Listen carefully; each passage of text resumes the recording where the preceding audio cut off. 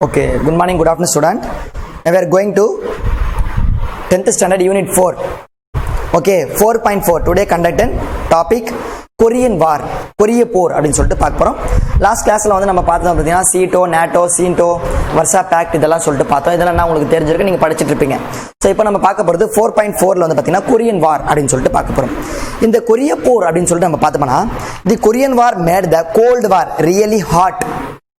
Since Korea was partitioned as a North and South 1945, each side thought to win legitimacy by the unifying the country.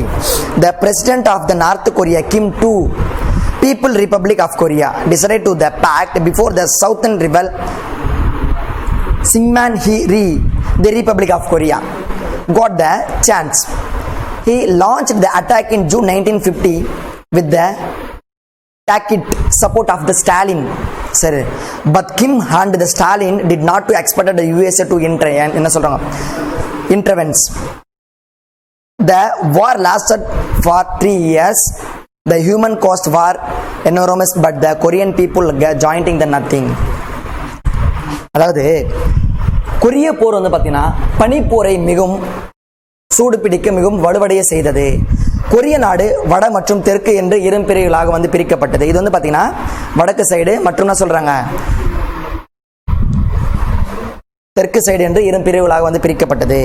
மேலும் 1945 வந்து பாத்தீங்கன்னா பிரிக்கப்பட்டு உருவானது பிறகு என்ன சொல்றாங்க மீண்டும் வந்து ஒருங்கிணைப்பதன் மூலம் செயல்படும் போது என்ன பண்றாங்க ரெண்டு பிரிவா பிரிஞ்சிட்டு மறுபடியும் ஒன்று சேர்க்கும் போது அந்த இடத்துல இருக்கிற தலைவர் வந்து நான் நிப்பனா, இந்த இடத்துல இருக்கிற தலைவர் நான் நிப்பனா ஒரு போட்டா போட்டி வரலவா, அதுதான். ஸோ என்ன சொல்றாங்க ஒருங்கிணைப்பை வந்து நான் வந்து என்ன பண்ணுவாங்க ரூல் பண்ணுவேன் சொல்றாங்க. ஒருத்தர் மேல உரிமை பெற வரேன்னு சொல்றாங்க வாதிட்டார்கள். சட்டப்பூர்வமாக நான் தான் ரூல் பண்ணுவேன்னு சொல்லிட்டு என்ன பண்றாங்க ஒருத்தர் வாதிட்டு கொண்டார்கள். மேலும் வட கொரிய அதிபரான 2ஆம் கிம் என்ன சொல்றாங்க கொரிய மக்கள் குடியரசுத் தலைவர் குடியரசுக் கட்சி பீப்புள் ரிப்பப்ளிக் ஆஃப் கொரியா அப்படின்னு சொல்லிட்டு சொல்றாங்க. மேலும் தென் பகுதிக்கு எதிராக வந்து பார்த்தீங்கன்னா கருதிய சிங்மென் ரீக்கு கொரிய குடியரசு ஒரு வாய்ப்பு கிடைக்கும் முன்பே வந்து பார்த்தீங்கன்னா செயல்படுவதாக முடிவெடுத்தார். மேலும் ஸ்டாலினுடைய பின்புலம், அதாவது ஸ்டாலின் என்ன பண்றாரு இவங்களுக்கு அகேன்ஸ்டா வந்து இருக்கிறாரு, யாருக்கு எதிராக கிம்முக்கு எதிராக. மேலும் ஸ்டாலினுடைய பின்புலத்தில் ஜூன் 1915 வந்து பார்த்தீங்கன்னா அவர் படையெடுப்பை வந்து துவங்கினார். கிம்மும் ஸ்டாலினும் வந்து பார்த்தீங்கன்னா இந்த பிரச்சனையில் அமெரிக்க நாடு தலையிடும் என்று என்ன பண்றாங்க எதிர்பார்க்கவே இல்லை. ஸோ இன்டர்ஃபியர் ஆகும்னு சொல்லிட்டு எதிர்பார்க்கவே இல்லை. அமெரிக்கா திடீர்னு உள்ள வந்துருச்சு அப்படின்னு சொல்லிட்டு சொல்றாங்க. மேலும் இந்த போர் 3 ஆண்டுகள் வரை நீடித்தது. இந்த போரால் ஏற்பட்ட மிகப்பெரிய மனித உயிரிழப்பு எண்ணிக்கையில் அடங்காதவதாக வந்து இருந்தது. மேலும் கொரிய மக்களுக்கு எந்த லாபமும் இந்த போரில் ஏற்படவில்லை. அவங்க என்ன பண்றாங்க கடைசி வரைக்கும் போர்பட்டு ரொம்ப அதிகமான உயிர் சேதங்களை வந்து ஏற்பட்டது. ஏன்னா ஒரு நாட்டை 2ஆ பிரிச்சு மறுபடியும் ஆர்கனைஸ் பண்ணும் போது நீ போட்டிடமா நான் போட்டிடமான்றதுதான் இந்த பிரச்சனையில முக்கிய காரணமா இருந்தது. நெக்ஸ்ட் நம்ம பார்க்க போறது தேர்ட் வேர்ல்டு கண்ட்ரிஸ், 3ஆம் உலக நாடுகள். The capitalist countries led by the US were a political designed the First World War, while the communist state led by the Soviet Union came to the now of the Second World War. States outside the two were called the Third World. அதாவது அமெரிக்க ஐக்கிய நாட்டினுடைய தலைமையின் கீழ் மற்றும் அதனுடைய முதலாளித்துவ நாடுகள் உலக அரசியலில் 1ஆம் உலக நாடுகள் என்றும் சோவியத் நாட்டினுடைய தலைமையில் கூடிய நாடுகள் பொது உடைமை நாடுகள் என்றும் மேலும் சொல்றாங்க 2ஆக பிரிக்கப்பட்டது. இரு பிரிவிலும் வந்து பார்த்தீங்கன்னா சேராமல் இருந்த நாடுகளே 3ஆம் உலக நாடுகள் என்று அழைக்கப்பட்டது. அவ்வளவுதான் கண்ணா. அமெரிக்க ஐக்கிய நாட்டினுடைய கூட்டின் தலைமையில் இருந்த என்ன சொல்றாங்க முதலாளித்துவ நாடுகள் கேபிட்டலிசம் அதுல சேராத நாடுகளும், மேலும் சோவியத் யூனியன் நாட்டினுடைய தலைமையிலும் கூடிய பொது உடைமை கம்யூனிசம் சில கம்யூனிஸ்ட் நாடுல சேராத நாடுகளும் இதுலயும் போல அதிலையும் போல இருக்காத நாடுகள் தான் 3வது உலக நாடுகள் என்று என்ன சொல்றாங்க நடுநிலை வகிக்கின்ற நாடுகள் 3ஆம் உலக நாடுகள் என்று அழைக்கப்படுகிறது அப்படி சொல்லிட்டு சொல்றாங்க. ஓகே, நெக்ஸ்ட் நம்ம பார்க்க போறது அணிசேரா இயக்கம், நான் அலைன்மெண்ட் மூவ்மெண்ட் 4.5ல நம்ம பார்க்கிறோம். அதுல தி நான் அலைன்மெண்ட் மூவ்மெண்ட் NAM சரியா emerged in the wake up decolonization that followed World War II. The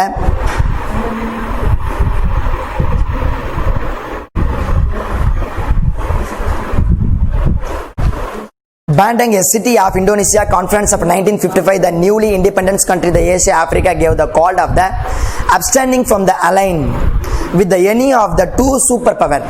It was also pledged to fight all the forms of the colonialism and imperialism. So so இரண்டாம் உலகப் போருக்கு பின் ஏற்பட்ட colony ஆதிக்க வெளியேற்றத்தினுடைய background பின்னணியில் வந்து பார்த்தீங்கன்னா அணிசேரா இயக்கம் உருவானது. மேலும் புதிதாக அரசியல் சுதந்திரம் பெற்ற ஆசிய ஆப்பிரிக்க நாடுகள் 1950 வந்தீங்கன்னா பாண்டுங் அப்படின்ற இடம் ஒன்று இருக்கு. அது வந்து இந்தோனேஷியாவில் இருக்கு. சரியா, இருக்கக்கூடிய வல்லரசுகளின் அணிகளின் சேரக்கூடாது என்பதை தீவிரமாக வற்புறுத்தின. மேலும் அவை காலனி ஆதிக்கமும் ஏகாதிபத்தியமும் எந்த வடிவமும் எடுத்தாலும் அதை எதிர்த்து நிற்பது என்று முடிவு செய்தன. என்ன சொல்றாங்க?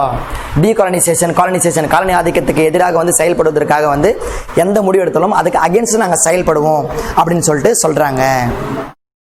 Okay, the NAM had its the first conference at the Belgrade in 1961 under the leadership of Tito, Yugoslavia, Nasir, Egypt, Nehru, India, Nkrumah, Ghana, and Sukarno, Indonesia. The basic principle of non-alignment also listed in the state of issued the Bludger, Serbian city of the poet of Yugoslavia. Conference were a peaceful of extends commitment to the peace of security on non-military alliance with the any superpower. No permission for any superpower to the build of the military based on its territories. With the collapse of the Soviet Union in idea of non-alignment role relevance அப்படின்னு சொல்லிட்டு கொடுத்துருக்காங்க. Okay, come. இந்த அணிசேரா இயக்கம் அப்படின்னு சொல்லிட்டு பார்த்தீங்கன்னா non alignment movement NAM 1961 Tito Yugoslavia, Nasser Egypt, Nehru India, Nkrumah Ghana மற்றும் சுகர்னோ இந்தோனேஷியா ஆகிய தலைவர்களை முன்னிலையில் நிறுத்தி பெல்கிரேடில் ஒரு மாநாட்டை கூட்டியது. இதில் பெல்கிரேட் மாநாட்டில் வெளியிட்ட அறிக்கையின்படி அதனுடைய அடிப்படை கொள்கைகள் கூறுவது அது என்ன சொல்றாங்க அந்த மாநாட்டில் அப்படின்னு சொல்லிட்டு பார்த்தோம்னா, அமைதியோடு இணைந்திருத்தல், மேலும் அமைதியும் பாதுகாப்பையும் முன்னிறுத்தி பாடுபடல், எந்த அணியோடும் இராணுவ கூட்டுறவு கொள்ளாமல் இருத்தல் வேண்டும், மேலும் எந்த வல்லரசுக்கும் தன்னுடைய நாட்டிற்கும் இராணுவ நிலைகளை ஏற்படுத்த அனுமதி வழங்காமல் இருத்தவை போன்ற பல்வேறு உலக நாடுகளுடைய அமைதியை ஏற்படுத்தி கொண்டு வருவது தான் என்ன கொடுத்திருக்காங்க இந்த நான் அலைன்மெண்ட் மூவ்மெண்ட் ஆகும். இதுல சோவியத்தினுடைய வீழ்ச்சிக்கு பிறகு அணிசேரா ஐக்கியத்தின் தேவை வந்து என்ன சொல்றாங்க ரொம்ப கொஞ்சம் கொஞ்சமாக வந்து குறைந்து போனது, அதனுடைய செல்வாக்கு வலுவிழந்து போனது அப்படின்னு சொல்லிட்டு சொல்லியிருக்காங்க. ஓகே, நெக்ஸ்ட் நம்ம பார்க்க போறது 4.6ல தி கியூபன் ரெவல்யூஷன் பார்க்க போறோம். இந்த கியூபன் ரெவல்யூஷன் உங்களுக்கு தெரியும். கியூபன் ரெவல்யூஷன் நம்மளுக்கு that is called Fidel Castro அப்படின்னு சொல்லிட்டு நம்ம பார்த்திருப்போம். ஸோ ஃபிடல் காஸ்ட்ரை பற்றி உங்களுக்கு நான் சொல்லியிருப்பேன் நினைக்கிறேன். அநேகமாக லோயர் கிளாஸ்ல வந்து உங்க கிளாஸ்க்கு நான் வந்திருந்தேன்னா ஃபிடல் காஸ்ட்ரை வந்து பார்த்தீங்கன்னா ஒரு கியூபாவுடைய சொல்றாங்க ஒரு மிகப்பெரிய இப்போ லாஸ்ட் பிரசிடென்ட் தான் வந்து செத்தார். 95-97 இயர்ஸ்ல வந்து செத்தார். ஸோ தெரியா கிட்டத்தட்ட வந்து பார்த்தீங்கன்னா 47 ஆண்டுகளை வந்து ஒரு நாட்டை ஆண்ட ஒரு மிகப்பெரிய ஒரு மாமன்னர், ஒரு மிகப்பெரிய ஒரு அதிகாரி, ஒரு மிகப்பெரிய the great leader of the world of Cuba அப்படின்னு சொல்லிட்டு சொல்லலாம். சரியா, இவர் என்ன சொல்றாரு, தனி ஒரு ஆளாக கியூபா நாட்டை உருவாக்கி தனி ஒரு ஆளாக கியூபா நாட்டை உலக அளவில் புகழ்படை செய்தவருடைய முக்கிய பெருமை ஃபிடல் காஸ்ட்ரோக்கு இருக்கும். அதனுடைய பங்கு அவருடைய நண்பரான சேக்குவாராக்கும் வந்து இருக்கும். சரி, ஓகே, கம். த கியூபன் ரெவல்யூஷன், கியூபா புரட்சி. The United States had a satellite state in Central American Andros, El Salvador, Nicaragua, Panama and Guatemala. The Caribbean, Cuba, the Dominican Republic Haiti, and East Asia, the Philippines, South Korea, Soviet, Vietnam and Thailand. The state were a government, the ruling groups made of the military personnel. So, landed gentry was the association of the local capitalist. அதாவது என்ன கொடுத்திருப்பாங்க, சரி இந்த paragraph ஃபுல்லா படிச்சலாம். After Castro took power, the US owned the oil refineries of the Iceland, refused the process Russian oil. Castro nationalized them. The US related by the ending of the arrangement by the which thought of the block of Cuba sugar. So Castro nationalized by USA owned the sugar companies and the ended of the USA monopoly electricity. So monopolism is ஏகாதிபத்தியம் அப்படி சொல்லிட்டு நம்ம சொன்னோம்.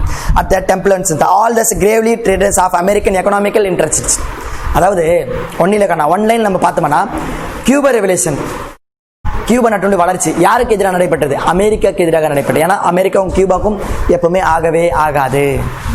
So Fidel Castro என்ன பண்றாரு, அமெரிக்காவில் இருக்கிற அவங்களுடைய அனைத்து ஆதிக்கத்தையும் கியூபால வந்து என்ன சொல்றாங்க ஒழிக்கப்பட்டது, அவர் மூலியமாக ஒழிக்கப்பட்டது அப்படின்னு சொல்லிட்டு நம்ம பார்த்தோம். அதுல அமெரிக்க ஐக்கிய நாடு மத்திய அமெரிக்காவிலும் ஹாட்வான்ஸ் மற்றும் எல்சோதா, நிராகுவே, பனாமா, கத்வானா போன்ற கரிபியன் பகுதிகளில் வந்து பார்த்தீங்கன்னா கிழக்கு ஆசியாவில் பிலிப்பைன்ஸ், தென்கொரியா, சவுத் கொரியா தெற்கு வியட்நாம், தாய்லாந்து தனக்கு துணை நாடுகளாகவும் துணை கோள்களாகவும் வந்து என்ன சொல்றாங்க, துணையாக இருக்கிறதுன்னு சொல்றாங்க. கியூபா அறிவித்தது, கியூபாக்கு ஒரு இருந்தது. இதுல இந்த நாடுகள் ராணுவ அதிகாரிகளும் பெரும் நிலச்செந்தூரங்களும் வந்து பல்வேறு சூழ்நிலைகளில் வந்து பார்த்தீங்கன்னா பெரு முதலாளிகள் வந்து என்ன சொல்றாங்க, ஆட்சி செய்யப்பட்டு வந்தார்கள்.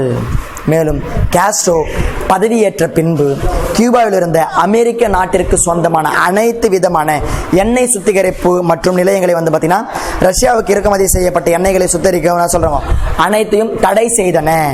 மேலும் காஸ்ட்ரோ எண்ணெய் ஆலைகளை தேசியமயமாக மாற்றினார். ஆயில் கன்ஸ்ட்ரக்ஷன் வந்து என்ன பண்றாரு, நேஷனலிசமா வந்து மாத்தினாரு. அதுக்கு பதிலாக வந்து பார்த்தீங்கன்னா அமெரிக்க ஐக்கிய நாடுகள் இதுவரை கியூபாவில் இருந்த மொத்த சர்க்கரை கொள்முதல் செய்ததை என்ன சொல்றாங்க, அவங்க என்ன பண்றாங்க, கியூபாவில் இருக்க, ஏன்னா உலக அளவுல வந்து பார்த்தீங்கன்னா சர்க்கரை கொள்முதல் விலை வந்து பார்த்தீங்கன்னா கியூபால தான் அதிகமாகிறது.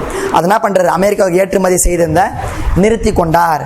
மேலும் காஸ்ட்ரோ நாட்டில் இருந்த அமெரிக்க ஐக்கிய நாட்டினுடைய சர்க்கரை ஆலைகளை தேசியமயமாக்கப்பட்டார். மேலும் டெக்னாலஜிகள், நியூ டெக்னாலஜிகள், இந்த தொலைபேசி வசதிகள் மற்றும் அமெரிக்க நாட்டிற்கு யாகபோக உரிமைகளை முடிவுக்கு கொண்டு வந்தார். மேலும் அமெரிக்க பொருளாதாரத்திற்கு இந்த என்ன சொல்றாங்க, உடனடி அதிரடி மாற்றங்கள், அதிரடி வளர்ச்சிகள், பிடல் காஸ்ட்ரோவினுடைய அதிகாரம் மற்றும் அவங்களுடைய நாட்டினுடைய வளர்ச்சி எல்லாமே வந்து பார்த்தீங்கன்னா அமெரிக்க பொருளாதாரத்திற்கு ஒரு மிகப்பெரிய அச்சுறுத்தலை ஏற்படுத்தது. ஓகே, நெக்ஸ்ட் நம்ம பார்க்க போகிறது கியூபன் மிஷன் கிரைசிஸ் பார்க்க போகிறோம். கியூபாவின் ஏவுகணையினுடைய மிக முக்கியமான சிக்கல்கள் அப்படின்னு சொல்லிட்டு பார்க்க போகிறோம். கியூபா வந்து என்ன சொல்கிறாங்க, உலக அளவில் வந்து பார்த்தீங்கன்னா இந்த அளவில் வளர்ந்திருக்கக்கூடிய நாடுகளாக ஒன்றாக இருக்குது. அது என்ன சொல்கிறாங்க, அமெரிக்காவை ஆட்டம் கண்ட வைத்த நாடாக இருக்குது. கிட்டத்தட்ட என்ன சொல்கிறாங்க, 638 தடவை வந்து என்ன சொல்கிறாங்க, பிடல் காஸ்ட்ரோவை கொல்ல முயற்சித்த பொழுதும் அவங்க என்ன பண்ணுறாங்க, கொல்ல முடியல. ஏன்னா வந்து அவர் ஒரு மிகப்பெரிய ஒரு அதிகாரியாக வந்திருந்தார். Okay, next. In April 1961, William, leading of the army of Cuban exiles of the Island of Bay of Bigs, the U.S. compound campaign are filed with the objective of overthrowing Castro regime. U.S. worshipped surround the Cuba. The kindly government had received intelligence of USSR was secretly intelling of the nuclear missiles of Cuba. Finally, the Soviet President Khrushchev agreed to withdraw the mission of the missiles. Crisis of diffused. Eventually, the two sides reached as an agreement. The Soviet Union removed the missile from the Cuba on the undertaking that the US would never invade the Cuban again. அதாவது கியூபாவில் இருந்து வெளியேற்றப்பட்டிருந்த மக்களை கொண்ட ஒரு படையை வந்து fix வளைகுடாவில் April 1916 இறக்கிய அதே வேளையில் வந்து காஸ்ட்ரோவின் ஆட்சி முறை வந்து முடிவுக்கு கொண்டு வரும் நோக்கத்தோடு அதன் என்ன சொல்றேன், விமான தளங்களை அமெரிக்க ஐக்கிய நாடுகள் குண்டு வீசி தாக்கியது. மேலும் அமெரிக்காவின் போர்க்கப்பல்கள் கியூபாவை வந்து என்ன சொல்றாங்க, சுற்றி வளைத்து கொண்டன. ஏன்னா அமெரிக்காவுடைய அனைத்து பொருளாதார தடை வந்து கியூபா விதிச்சதுனால. மேலும் சோவியத் கியூபாவும் மற்றும் அணுசக்தியோடு இணைக்கப்பட்டு பல்வேறு ஏவுகணை ரகசியமாக நிறுத்தி வைத்துக் கொண்டிருந்தது அப்படின்னு சொல்லிட்டு சொல்லியிருக்காங்க. ஸோ இது வந்து பார்த்தீங்கன்னா அமெரிக்க ஐக்கிய நாட்டினுடைய உளவுத்துறைக்கு வந்து என்ன சொல்றாங்க, இவங்க வந்து என்ன சொல்றாங்க, தகவல் வந்து கொடுத்துடுறாங்க. மேலும் ஃபைனலாக என்ன சொல்றாங்க, இறுதியாக சோவியத் நாட்டினுடைய குடியரசுத் தலைவர் வந்து பார்த்தீங்கன்னா குரூசேவ் அப்படின்னு சொல்லிட்டு சொல்றாங்க. இவர் என்ன சொல்றாரு, ஏவுகணையை நான் கொடுத்த ஏவுகணையை வந்து பார்த்தீங்கன்னா திரும்ப பெற்றுக்கொள்கிறேன் அப்படின்னு சொல்லிட்டு சொல்லி இந்த பிரச்சனைக்கு வந்து முடிவு கொள்றாரு. ஏன்னா இவங்க என்ன சொல்றாங்க, அமெரிக்க ஐக்கிய நாடுகள் வந்து கியூபா வந்து அணுகுண்டு வீசி தாக்கிடுச்சு. அதுக்கு தான் இவங்க என்ன சொல்றாங்க, இந்த உடனடி தீர்வை வந்து காணணும்னு சொல்லிட்டு நினைச்சாங்க. மேலும் இந்த இரு பிரிவுக்கும் வந்து பார்த்தீங்கன்னா இந்த உடன்படிக்கை ஏற்படுத்த வந்து என்ன சொல்றாங்க, சாலம், அதாவது என்ன சொல்றாங்க, எந்த ஒரு பிரச்சனையும் இல்லாமல் வந்து பார்த்தீங்கன்னா முடிச்சிடணும் அப்படின்னு சொல்லிட்டு அமெரிக்க ஐக்கிய நாடு கியூபா மீது எப்பொழுதும் வந்து சொல்றாங்க போர் தொடுப்பதில்லை என்ற ஒரு நிலையான வாக்குறுதியை, ஒரு நிலையான ஒப்பந்தத்தை வந்து என்ன சொல்றாங்க ஏற்படுத்தி கொடுத்தது. இது சோவியத் நாடுகள் ஏவுகணை வந்து கியூபால இருந்து அகற்றி கொண்டது. ஏன்னா சோவியத் யூனியன் என்ன பண்ணுது, கியூபாவுக்கு சப்போர்ட் பண்ணுது. கியூபாவுக்கு சப்போர்ட் பண்ணதுனால இவங்க என்ன பண்றாங்க, அமெரிக்கா வந்து என்ன சொல்றாங்க, ஆட்டம் கண்டு வைத்திடும் அப்படின்னு சொல்லிட்டு எண்ணியதுனால சோவியத் நாடுகளை வந்து கியூபாவில் இருந்து என்ன சொல்றாங்க, அங்கிருந்த ஏவுகணை வந்து அகற்றி கொண்டது அப்படின்னு சொல்லிட்டு சொல்லியிருக்காங்க. நெக்ஸ்ட் நம்ம பார்க்க போறது 4.7ல வந்து அரப் இஸ்ரேல் வார் பத்தி பார்க்க போறோம். அது நம்ம நெக்ஸ்ட் கிளாஸ்ல பார்க்கலாம் சில்ட்ரன்ஸ். தேங்க்யூ.